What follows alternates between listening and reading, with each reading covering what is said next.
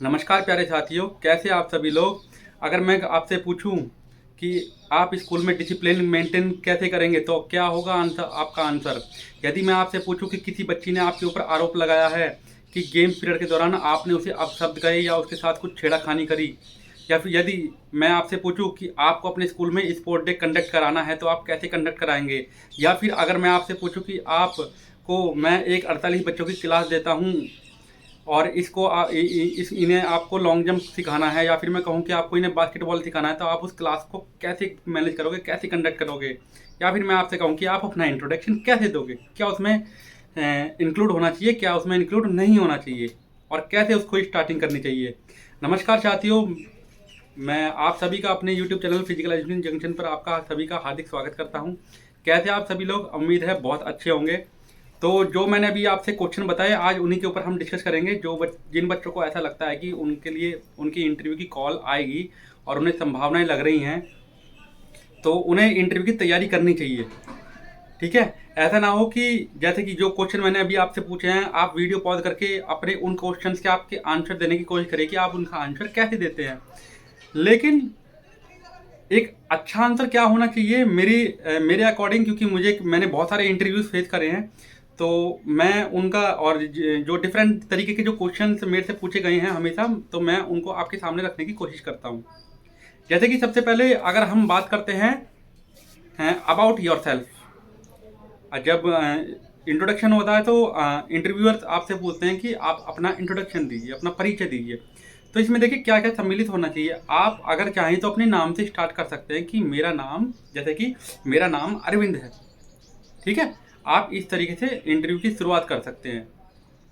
उसके बाद आपको अपने मदर फादर का नेम उसमें इंक्लूड नहीं करना है। कुछ लोग तो पता नहीं, शायद मैंने सुना है कि कुछ लोग तो अपनी डेट ऑफ बर्थ तक बता देते हैं। ऐसा कुछ नहीं करना। देखो, मैं एक सीक्वेंस बताता हूँ। पहले अपना नाम बोलिए, उसके बाद आप अपनी स्कूली एजुकेशन आपने कहाँ से कंप्लीट करी आप वो बोल सकते हैं। जैसे मेरी है, मेरी केवी से है। ठीक है, तो आप उसको उसको बोलिए। उसके बाद आपने ग्रेजुएशन में क्या करा और कहाँ से करी, आप ये बोलिए। उसके बाद आपने जैसे कि, अरे यार, जैसे कि आपने अपनी पोस्ट ग्रेजुएशन, जैसे मेरी एमपीएड है, तो पोस्ट ग्रेजुएशन कहाँ से करी। इसके बाद आपके पास यदि कोई डिप्लोमा है या डिग्री है, जैसे मेरे पास एनआईएस का एथलेटिक्स से, ठीक है, कोचिंग का, तो आप उसको बोल सकते हैं। अगर आपके पास कुछ एक्स्ट्रा है, जैसे कि कुछ लोगों के पास योगा का सर्टिफिकेट होता है ना, तो उसको आप ऐड कर सकते हैं। लेकिन अभी तक ध्यान रखना है कि ये आपके सब्जेक्ट से रिलेटेड होना चाहिए। जो डिग्री या डिप्लोमा अगर है, अभी उसको इंक्लूड करना है। ऐसे नहीं जैसे कि एनसीसी की सर्टिफिकेट होते हैं, आप उसको अभी इन्वॉल्व मत करिए, अभी अपने सब्जेक्ट से रिलेटेड करिए। इसके बाद आपको बताना है कि आप कौन से स्पोर्ट्स से हैं। ठीक है, स्पोर्ट्स में आपका स्पेशलाइजेशन क्या है। ठीक है, उसके बाद आपके अचीवमेंट क्या हैं। अब इतना हो गया, ये तो हो गया आपका एक एक अच्छा इंट्रोडक्शन, इसे माना जाएगा। ठीक है, अब इसमें क्या है, इसको भी बहुत लॉन्ग नहीं करना है। कोशिश करिए कि इसे छोटा करें और शीशे के सामने बैठकर इसको बार बार रिपीट करने की कोशिश करें। बार बार, जब आप इसे बार बार रिपीट करेंगे तो इसका एक बहुत अच्छा इंप्रेशन इसका जाएगा। उसके बाद अपने जो अपना इंट्रोडक्शन जो है, अपना परिचय जो है, वो बहुत ही सरल भाषा में देना है ना। तो बहुत ही शांत, बहुत ही सहजता से देना है। ठीक है, ना तो बहुत तेज जाना है, ना बहुत धीरे चलना है। ठीक है, बहुत बहुत सरलता से, है ना। ये तो हो गया आपका इंट्रोडक्शन। इसके बाद जैसा कि आप जानते हो, फिजिकल एजुकेशन में सिचुएशन बेस्ड क्वेश्चन ज़्यादा पूछे जाते हैं। तो मैं आपको ये सिचुएशन बेस्ड एक इंटरव्यू के लिए एक अच्छा जो वीडियो है वो मैं आपके लिए बाद में बना दूंगा कि आप इंटरव्यू को अपने अकॉर्डिंग कैसे चेंज कर सकते हैं। यानी कि दो तरीके हो सकते हैं, या तो इंटरव्यूअर आपको घुमा रहा हो या आप इंटरव्यू वाले को घुमा रहे हो। ठीक है, ये दो केस हो सकते हैं। तो ये भी मैं बताऊंगा, लेकिन इस वीडियो में नहीं। इस वीडियो में मैं आपको कुछ सिचुएशन बेस्ड क्वेश्चन बताने वाला हूँ आज। चार तो सबसे पहला है एलिगेशन, कि किसी लड़की ने आपके ऊपर आरोप लगा दिया है कि गेम पीरियड में आपने उसके साथ छेड़छाड़ करी या उसे अपशब्द गए, तो आप इसका बचाव कैसे करेंगे। तो देखिए, जो मैं मानता हूँ कि इसका सही आंसर ये होना चाहिए कि देखो गेम्स पीरियड है तो उसमें कोई एक सिंगल बच्चा तो होगा नहीं, है ना, पूरी क्लास होगी। और कोई ऐसी प्लेस होगी नहीं कि वो उसे कि वो लड़की उस सिंगल जगह पर ही हो, वहाँ और कोई बच्चा ना हो, तो वहाँ और बच्चे भी होंगे। क्योंकि हम जानते हैं हमने ऐसा कुछ उसे कहा ही नहीं है, तो हम बच्चों के पास जाएंगे कि क्या हमने ऐसा कुछ कहा। तो बच्चे सीधी सी बात है ना का ही जवाब देंगे, बच्चे बोलेंगे कि नहीं आपने ऐसा नहीं कहा। तो ऐसे 4-5 बच्चों को मैं अपने साथ उन्हें जोड़ूंगा और उनको सबूत के तौर पे पेश करूंगा कि मैंने ऐसा नहीं करा। उस दौरान ये बच्चे भी ग्राउंड पर थे, क्योंकि बच्चों के केस में सबूत भी बच्चे ही होते हैं, है ना। तो ये एक इसका आंसर हो सकता है, ठीक है। उसके बाद जैसे कि अगला क्वेश्चन होता है, एक क्वेश्चन मैंने नहीं लिया। मान लीजिए कोई बच्चा आपकी क्लास में कंटिन्यूसली शरारत कर रहा है, कंटिन्यूसली शरारत कर रहा है, और आपके कई बार कहने के बाद भी वो मान नहीं रहा, तो बताइए आप क्या करेंगे, उसे कैसे हैंडल करेंगे। देखिए सबसे पहले मैं उसे समझाऊंगा, ठीक है। अगर वो तब भी नहीं समझता है तो मैं उसकी एक छोटी सी काउंसलिंग करूंगा। मैं उसके बाद भी देखता हूं कि अगर वो तब भी नहीं मान रहा है तो मैं उसके रिगार्डिंग उसके क्लास टीचर को इन्फॉर्म करूंगा कि ये बच्चा है, ठीक है। क्योंकि आप इसे ज़्यादा बेहतर तरीके से जानते होंगे, आप इसके क्लास टीचर हैं, उनको मैं ये केस हैंडल करने के लिए दूंगा। अब अगर क्लास टीचर उस टाइम एब्सेंट है, प्रेजेंट नहीं है, तो मैं इसकी सूचना अगर वो सीनियर क्लास में पढ़ रहा है तो मैं इसकी सूचना वाइस प्रिंसिपल को दूंगा। वाइस प्रिंसिपल नहीं है तो मैं इसकी सूचना प्रिंसिपल तक दूंगा। यहाँ तक दे दिया, उसके बाद मेरा काम खत्म हो जाता है।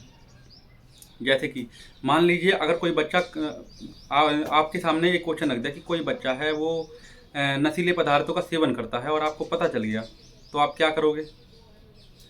सबसे पहले मैं उस बच्चे के मैं यह जानने की कोशिश करूंगा कि वो ऐसा क्यों कर रहा है।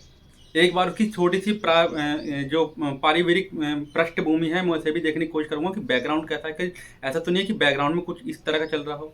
उसके बाद मैं उसकी एक काउंसलिंग करूंगा और उसको समझाऊंगा कि इसके नुकसान क्या हो सकते हैं और ये कैसे आपके करियर को खराब कर सकता है। क्योंकि बच्चे इमोशनल होते हैं तो वो इस बात पर ध्यान जरूर देंगे। जब उन्हें ये पता चलता है कि इसकी खामियां क्या क्या हैं, कैसे ये काम करता है, तो बच्चे के अंदर समझ विकसित होती है। अगला हमारा क्वेश्चन है कि क्लास हम कैसे कंडक्ट करेंगे। तो देखिए मान लीजिए मैं कोई इंटरव्यूअर है और मैं अपना इंटरव्यू देने गया, उन्होंने मेरे से ये कह दिया कि 48 बच्चों की क्लास है, इसे लॉन्ग जंप इन्हें सिखाना है, तो आप क्या करेंगे, ठीक है। तो देखो एक तो टाइम के अकॉर्डिंग चलना है, 40 मिनट के अकॉर्डिंग। एक जनरल लेसन प्लान जो होता है वो 40 मिनट्स का होता है कोचिंग का, ठीक है। तो टाइम के अकॉर्डिंग चलना है। सबसे पहले हमें क्या करना है, बच्चों को ऐसे लाइन अप कर देना है, ठीक है। उसके बाद लाइन अप करने के बाद हमें उनकी काउंटिंग करानी है। काउंटिंग कराने के बाद अगर 48 बच्चे हैं तो मैं कोशिश करूँगा कि मैं उन्हें 16-16 के 3 ग्रुप में बांट दूंगा, ठीक है। अब मैं उनको आज की एक्टिविटी के बारे में इंट्रोडक्शन दूंगा एक छोटा सा कि भाई आज हम ये करने वाले हैं, इसके लिए हमें पहले वार्म अप करना पड़ेगा, फिर ठीक है, फिर हम ऐसे स्टेप से जाएंगे। इसके लिए हमें सबसे पहले वार्म अप करना पड़ेगा, फिर मैं आपको डेमो दूंगा, फिर आप करेंगे, फिर मैं इसका आपको फीडबैक दूंगा, ठीक है। और लॉन्ग जंप क्या होता है आपको थोड़ा बहुत उसके बारे में बता देना। फिर उसके बाद वार्म अप होगा 3 से 5 मिनट तक का, इससे ज़्यादा नहीं, 3 से 5 मिनट तक। फिर जनरल एक्सरसाइज, फिर 30 से 40 मिनट की, फिर 30 से 40 मिनट की 4 से 5 स्ट्राइड्स होंगी, 2 से 3 स्ट्राइड्स होंगी बस। अब इसके बाद क्या करना है, आपको उन्हें पहले डेमो दे के दिखाना है कि बेसिक लॉन्ग जंप का डेमो क्या होता है, लॉन्ग जंप कैसे करते हैं, हम अप्रोच रन पे भागते कैसे हैं, ये टेक ऑफ बोर्ड होता है, टेक ऑफ बोर्ड से ऐसे टेक ऑफ लेते हैं और ऐसे जाके जंप कर लेते हैं। आपको भी बहुत ज़्यादा स्पेसिफिक नहीं सिखाना है, बहुत ज़्यादा पहले बच्चे को बेसिक सिखाना होता है ना। ऐसा नहीं है कि आप उसे साइकिलिंग करना सिखा दें कि भाई नहीं ये हिचकिक होती है, इसमें साइकिलिंग ऐसे होती है, ये नहीं। एक बेसिक सी लॉन्ग जंप करके दिखाइए आप उन्हें, क्योंकि सबसे पहले तो हमें बेसिक ही सीखना है ना।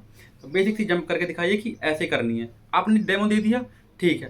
अब आप एक ग्रुप से कहेंगे, 2 ग्रुप अपने साथ खड़े कर लेंगे पीछे, और एक ग्रुप से कहेंगे कि अब आप क्या करिए, अब आप 1 बाय 1 जंप करने के लिए आइए, ठीक है। आपकी जो भी गलतियां होंगी मैं उन्हें आपको बताऊंगा कि आपको ये चीज़ सुधार करनी है, मैं आपको उसका फीडबैक दूंगा, ठीक है। अब बच्चे आना शुरू करेंगे और वो जंप करेंगे और आपको उन्हें बताना है कि जैसे कि देखो आपको टेक ऑफ बोर्ड की तरफ नहीं देखना है ना, को बच्चे टेक ऑफ बोर्ड की तरफ देखते हुए आते हैं, नहीं बोलना कि अपना आई कांटेक्ट बिल्कुल सामने रखो, ग्राउंड के पैरेलल रखो अपना आई कांटेक्ट, है ना, ऐसे कि हाथ को ढंग से चलाएं, है ना, इस तरह से।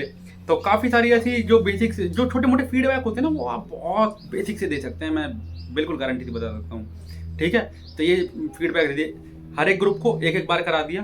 ठीक है, उसके बाद फिर से जॉगिंग पे जाना है, एक छोटा सा कूल डाउन कराना है, कूल डाउन कराने के बाद वापस उन्हें खड़े करना है। एक चीज़ और मैं भूल गया, जब क्लास की स्टार्टिंग हो तो उस टाइम बच्चों से पूछ लेना क्या सभी फिट फाइन हैं, is all are fit and fine, क्या किसी को कोई दिक्कत तो नहीं है, ये शुरुआत में पूछ लेना है एक बार। ठीक है, इसके बाद जब कूल डाउन हो जाएगा तो उसके बाद हम लाइन को फिर से वापस खड़े करेंगे। ठीक है, क्लास को फिर से वापस लाइन में खड़ा करने के बाद फिर हम पहले पूछेंगे क्या किसी को कोई दिक्कत तो नहीं है, कोई प्रॉब्लम, कोई इंजरी किसी टाइप से, कोई मसल पुल हुआ हो, कुछ भी। अगर ऐसा कुछ भी नहीं है तो फिर उसके बाद हम उनको फीडबैक देंगे कि भाई जर्नली एवरेज ये गलतियां हो रही थी और हमें इस तरह की गलतियों पर सुधार करना है, और 2-4 उन्हें एक्सरसाइज बता देना है कि भाई हमें स्प्रिंट करनी चाहिए। ठीक है, और हमें थोड़ा थोड़ा जॉगिंग करना चाहिए, हमें जंपिंग एक्सरसाइजेस करनी चाहिए जिससे कि हमारी जंप अच्छी हो। आप उन्हें जैसे स्कीपिंग का आप उन्हें एग्जाम्पल दे सकते हैं कि आपको स्कीपिंग करनी चाहिए। ठीक है, तो ये थोड़ा बहुत जो छोटे मोटे से फीडबैक है, इस टाइप के फीडबैक देने के बाद आपकी ये क्लास ख़त्म हो जाएगी। इसका मतलब है आप इस क्लास को इस तरीके से कंडक्ट करा रहे हो, ये आपको एक आंसर देना है। उसके बाद जब आप जो ये पूरी क्लास जो ऐसे लाइन में खड़ी हुई है फिर आप उस क्लास को ओवर करोगे। ठीक है, तो ये एक बहुत अच्छा आंसर हो जाएगा। इसी टाइप से अगर बास्केटबॉल में करेंगे तो 16-16 का एक ग्रुप बना लेंगे, उन्हें इंट्रोडक्शन देंगे कि भाई बास्केटबॉल ये होता है, हम आज इसकी ये वाली स्किल करने वाले हैं, फिर हम वार्म अप करेंगे। ठीक है, वार्म करने के बाद हम जनरल एक्सरसाइज करेंगे थोड़ा बहुत, फिर उसके बाद थोड़ा बहुत बॉल से स्पेसिफिक एक्सरसाइज करेंगे, ड्रिबलिंग वगैरह करेंगे, फिर मैं ठीक है, फिर आप बच्चों को कहोगे कि चलो भाई आज हम फ्री शॉट सीखने वाले हैं, या हम ले अप सीखने वाले हैं, है ना, ले अप होता है ना, या फ्री शॉट होता है, कोई सा एक स्किल ले लो कि भाई हम ये करने वाले हैं। अब इसमें आपको क्या करना है कि बच्चों से 12 ग्रुप का आपने 12 बच्चे रख लिए या 16 बच्चे रख लिए, जितने का भी आप ग्रुप बना रहे हो, जितने ग्रुप डिवाइड कर रहे हो वैसा एक ग्रुप आगे कर लिया, और बाकी वालों को कहा कि आप देखो, आप ऑब्जर्व करो, है ना। तो जब ये सब चीज़ें आपने देख ली, फिर वो बच्चे शॉट ले रहे हैं, ले अप ले रहे हैं, तो आप उनमें थोड़ा बहुत उन्हें करेक्शन बता सकते हो कि भाई इसमें ये करेक्शन करना है, इसमें ये करेक्शन करना है। तो ये एक ठीक है, उसके बाद फिर एक जॉगिंग होगी और फिर कूल डाउन एक्टिविटीज़ होंगी। ठीक है, वापस से हम पूछेंगे बच्चे कि आज सभी किसी को चोट तो नहीं लगी। उसके बाद हम उन्हें फीडबैक देंगे कि भाई हम इस तरीके से इन एक्सरसाइजेज को या अपनी गेम की स्किल्स को हम इम्प्रूव कर सकते हैं। तो ये, और फिर क्लास खड़ी करके हम फिर क्लास ख़त्म कर देंगे। सारे गेम्स में यही है। अगर आप वॉलीबॉल का लेते हो तो कोई सी एक स्किल ले लो, अंडर आर्म पास ले लो, या फिर स्मैशिंग ले लो, या फिर आप उन्हें अपर आर्म सर्विस ले लो, कुछ भी ले सकते हो आप। फुटबॉल में आप किकिंग ले सकते हो या ड्रिबलिंग ले सकते हो, कोई भी आप एक स्किल ले सकते हो, है ना। तो ये तो बता दिया मैंने, आप एक क्लास कंडक्ट कैसे करोगे। उसके बाद होता है कंपटीशन कंडक्ट स्कूल में। वेरी इंपॉर्टेंट क्वेश्चन, अगर कि स्कूल में आप एक स्पोर्ट डे करा रहे हो तो आप उसे कैसे कंडक्ट कराओगे। ठीक है, तो मेरे अकॉर्डिंग आंसर ये होना चाहिए कि जैसे कि कोई मेरे से पूछ रहा था, मैं बताऊंगा कि सबसे पहले मैं एक ओवरऑल लेआउट सेट करूंगा कि इसमें जो है, यार मैडम हमारी, एक मिनट वीडियो पॉज करता हूँ मैं 2 मिनट। हाँ, तो क्वेश्चन वापस आते हैं। तो मैं इसमें एक लेआउट सेट करूँगा, एक चार्ट सेट करूँगा, उसमें मैं ठीक है, मैं उसमें अपना एक प्रॉपर ब्लूप्रिंट रखूँगा कि जैसे कि एक कंपटीशन का इंचार्ज होगा कि कंपटीशन का मेन इंचार्ज क्या है। उसके बाद बहुत सारी मतलब काफ़ी कमेटीज बनाई जाएंगी, जैसे कि डिसिप्लिन इंचार्ज कमेटी कौन है, या फिर रिफ्रेशमेंट वाली कमेटी कौन है, इक्विपमेंट वाली कमेटी कौन सी है, इसके बाद की पेपर वर्क कौन करने वाला है। हाँ, पेपर वर्क कौन करने वाला है, या फिर जैसे कि प्राइज डिस्ट्रीब्यूशन किसका होगा, बेसिक जो डिजाइनिंग होती हैं, ठीक है, जो आर्ट एंड क्राफ्ट का वर्क होता है वो कौन करने वाला है। इसके बाद एक और ठीक है, और ये आपका मेडिकल, ठीक है, कि मेडिकल वाले का इंचार्ज कौन होगा, कि जैसे फर्स्ट एड सर्विस दी जाती है, आप जानते हो। ठीक है, कोई बच्चा खेलते हुए गिर गया तो उसके लिए ग्लूकोज वगैरह अरेंज कराई जाती है, तो उनका भी एक इंचार्ज होगा। ठीक है, एक कंपटीशन का वो होगा कि एक पूरा कंपटीशन जो चल रहा है उसका इंचार्ज होगा, यानी कि वो देख रहा होगा कि एक्टिविटी कौन सी किस टाइम पर कैसे चल रही है, ऑब्जर्वर हम उसे कहते हैं। इसके अलावा एक तो डिसिप्लिन इंचार्ज वो हो गया जो स्कूल के head boy, head girls, prefect वगैरह होते हैं, उन सब की ड्यूटी लगाएगा अपने अलग तरीके से। ठीक है, डिसिप्लिन मेंटेन करने के लिए। ठीक है, इसके अलावा वो टीचर्स की भी ड्यूटी लगाएगा कि डिसिप्लिन को मेंटेन करने के लिए। इसके अलावा हर स्कूल्स में चार हाउसेस होते हैं जनरली, तो वो जो 4 हाउसेस होते हैं तो पर्टिकुलर हर हाउस अपने हर बच्चों, ठीक है, हर हाउस के पास अपने house head boy, house head girls होती हैं, हाउस प्रीफेक्ट होते हैं, हाउस कैप्टन्स होते हैं, हाउस वाइस कैप्टन्स होते हैं, उसके बाद हाउस स्पोर्ट्स कैप्टन्स भी होते हैं। तो वो उन सब की ड्यूटी लगाएंगे अपने हाउस के बच्चों का डिसिप्लिन मेंटेन करने के लिए और उनकी एक्टिविटी को मेंटेन करने के लिए। उसके बाद जो हाउस मास्टर्स होते हैं, हाउस टीचर्स होते हैं, वो भी अपने बच्चों को कंट्रोल करेंगे। ठीक है, और उनके एक्टिविटी के पार्टिसिपेशन में वो उनका ध्यान रखेंगे। ठीक है, इसके बाद हो जाता है कंपटीशन ऑफिशियल्स, कि एक कंपटीशन को जो कंडक्ट कराने वाली जो कमेटी है, तो एक वो कमेटी होगी जो कंपटीशन जो हो रहे हैं उनको रन कराने वाली। ठीक है, एक कमेटी ये होगी, और इस तरीके से हम एक सिस्टम अपना सेट करेंगे कंपटीशन को कराने के लिए, और एक प्रोसीजर को फॉलो करते हुए, हम सभी को साथ में लेते हुए, एक प्रोसीजर को फॉलो करते हुए हम पूरे कंपटीशन को कंडक्ट कराएंगे। तो ये मेरा पर्टिकुलर आंसर है जो मैं मानता हूँ। मेरे हिसाब से ये शायद अच्छा आंसर होगा, और आपके हिसाब से क्या हो सकता है वो आप और भी इसमें अगर कुछ अच्छा ऐड करना चाहे तो आप कर सकते हैं। ठीक है, इसके बाद हमारा एक discipline maintain, very important question, कि आप स्कूल में डिसिप्लिन मेंटेन कैसे करेंगे, है ना, बड़ा सॉलिड क्वेश्चन। तो देखो, जैसा मैंने आपको बताया कि हम स्कूल में स्पोर्ट डे कंडक्ट कैसे करेंगे, सेम इसमें भी ऐसा ही है। तो मैं बताता हूँ क्या होता है, कि अगर कोई मेरे से पूछता है ये सवाल, तो मैं उन्हें ये आंसर दूंगा कि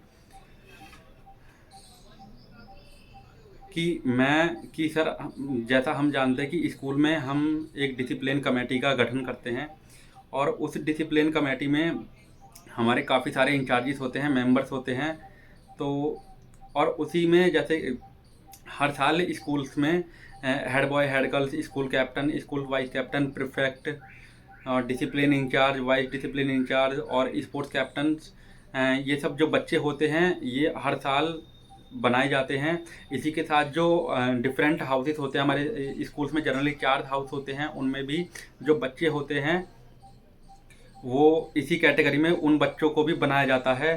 तो मैं और पर्टिकुलरली हम जानते हैं कि हर स्कूल में हर वीक एक हाउस की ड्यूटी रहती है।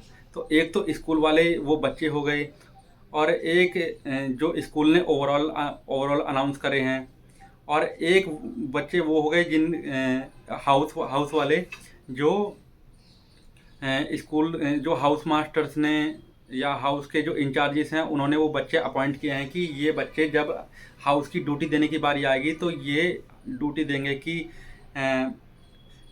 स्कूल में डिसिप्लिन इनकी हेल्प से हम मेंटेन करेंगे। वो कैसे, जैसे कि स्कूल का डिसिप्लिन जो एक्टिविटीज़ होती हैं, जब बच्चे स्कूल में सुबह को आ रहे होते हैं, या फिर ज़्यादातर मॉर्निंग असेंबली जब हमारी कंडक्ट कराई जाती है, तो वहाँ से डिसिप्लिन हमारी एक्टिविटी स्टार्ट हो जाती है। उनमें से कुछ बच्चों की ड्यूटी लगाई जाती है ऊपर स्कूल की बिल्डिंग में लगाई जाती है, ताकि कोई बच्चा मॉर्निंग असेंबली के टाइम में बिल्डिंग के अंदर ना रहे। उसी के साथ साथ जो हाउस के जो टीचर्स होते हैं उनमें से एक टीचर, अगर अलग अलग फ्लोर हैं तो उनमें से एक टीचर उन फ्लोर्स पे भी ड्यूटी देता है कि कोई बच्चा अंदर ना रहे। उसके बाद कुछ बच्चे जो होते हैं वो मॉर्निंग असेंबली में भी ड्यूटी देते हैं कि, और वो चेक करते हैं कि बच्चे के जैसे कि ड्रेसिंग सेंस हैं वो सही है या नहीं है।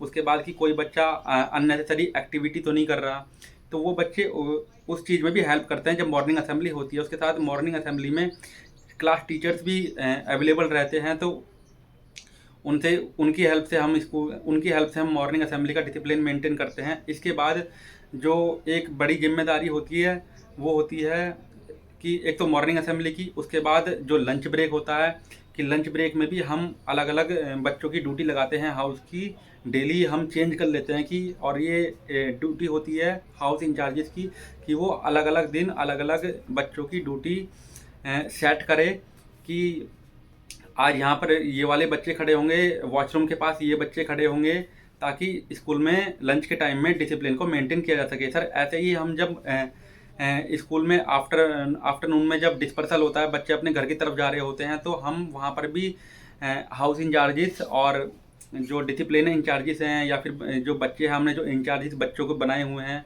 हम उनको भी अपॉइंट करेंगे डिफरेंट डिफरेंट जगह पर, ताकि इनडिसिप्लिन एक्टिविटी को होने से रोका जा सके। और उसका जो ओवरऑल जो निरीक्षण है या फिर जो निरीक्षण है वो मैं खुद उसमें मैं भी इन्वॉल्व रहूँगा, और जो मेरे साथी कोचिस होंगे वो भी उस निरीक्षण में इन्वॉल्व होंगे। और इस प्रोसीजर को फॉलो करते हुए मैं स्कूल में डिसिप्लिन को मेंटेन करने की कोशिश करूँगा। तो ये हो जाएगा आपका एक अच्छा आंसर कि आप स्कूल में डिसिप्लिन कैसे मेंटेन करोगे। ठीक है, तो मैंने आपको 1 2 3 4 5 6 क्वेश्चंस के जवाब दिए हैं। तो उम्मीद है आपको शायद ये क्वेश्चंस अच्छे लगे हों। हो सकता है कुछ लोग मेरे आंसर से सेटिस्फाई ना हो तो आप अपने अकॉर्डिंग भी इन आंसर्स को मॉडिफाई और अच्छे से कर सकते हैं। मैं नहीं कहता कि, मैं ये ज़रूर नहीं कहता कि हाँ भाई मेरा आंसर अच्छा है। मैं कहता हूँ कि आप अपने अकॉर्डिंग भी अच्छा इसे कर सकते हैं और इसे अच्छा बना सकते हैं, है ना। और ऐसे और बहुत सारे क्वेश्चंस हैं। ये कुछ वीडियोस में आपके सामने बार बार इन क्वेश्चंस की लाते रहूँगा कि इस टाइप के क्वेश्चंस का आप कैसे आंसर करोगे। जैसे कि आपके स्कूल में एक जैसे कि आपके स्कूल में एक स्टेट लेवल का कंपटीशन कराया जाना है, तो आप उसको कैसे कंडक्ट कराएंगे। तो इस क्वेश्चन की बात भी इस क्वेश्चन को भी हम अगली वीडियो में डिस्कस करेंगे, क्योंकि वीडियो मुझे लगता है बहुत ज़्यादा लंबी हो गई है ना। तो जो भाई भी इंटरव्यू के लिए तैयारी कर रहे हैं, तो इस टाइप के क्वेश्चंस को पे ज़रूर ध्यान दें। सिचुएशनल बेस्ड क्वेश्चन है। उसके बाद अपना कोई भी एक पर्टिकुलर गेम ले, उसको डीपली बहुत अच्छे से तैयार करें। स्पेशली एथलेटिक्स वाले बच्चे, बहुत ढंग से तैयार करना है आपको, है ना, क्योंकि एथलेटिक्स का कोई छोटा सा दायरा तो है नहीं, बड़ा दायरा है। तो बाकी मैं इंटरव्यू में किस टाइप से जाना है, कैसे वहाँ बैठना है, किस टाइप से उनके सामने प्रेजेंट होना है ना, तो इस पे भी मैं वीडियो बनाऊंगा। तो धीरे धीरे करके मैं वीडियो डालता रहूँगा, आपको गाइड करता रहूँगा टाइम टू टाइम। तो कैसी लगी आप सभी को मेरी वीडियो, तो बस कमेंट के माध्यम से बता देना कि कैसी लगी मेरी वीडियो। और यार कुछ शेयर करो वीडियो को, है ना।